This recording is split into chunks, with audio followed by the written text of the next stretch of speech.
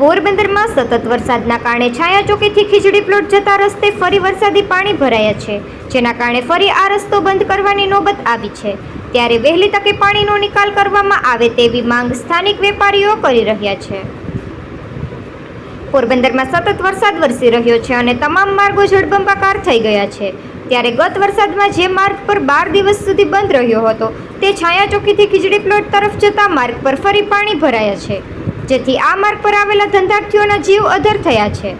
ગત વરસાદમાં અહીં રહેતા લોકો અને દુકાનદારોને ભારે નુકસાન સહન કરવું પડ્યું હતું। દુકાનો અને ઘરોમાં પાણી ઘૂસી જતા વ્યાપક નુકસાન થયું હતું। દિવસો સુધી દુકાનો બંધ રાખવાની નોબત આવી હતી।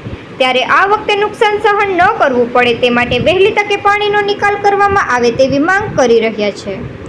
દર વર્ષે આ માર્ગ પર દિવસો સુધી પાણીનો નિકાલ થતો નથી, જેથી લોકોને ભારે હાલાકીનો સામનો કરવો પડે છે। ત્યારે આ સમસ્યાનું કાયમી નિરાકરણ કરવામાં આવે તેવી માંગ ઉઠી છે। નિપુલ પોપટ, પોરબંદર ટાઈમ્સ। મારું નામ છે ભીખુભાઈ ખત્રા। અને છાયાચોકી વિસ્તાર રહેલા છે, દુકાન છે મારે અહીંયા। ગયા વખતે 5-15 દિવસ બંધ રહેતી દુકાન, આ વખતે વહેલી તકે નિકાલ કરો પાણીનો, તો અત્યારથી પાણી કાલથી ભરાવાનું ચાલુ થઈ ગયું છે।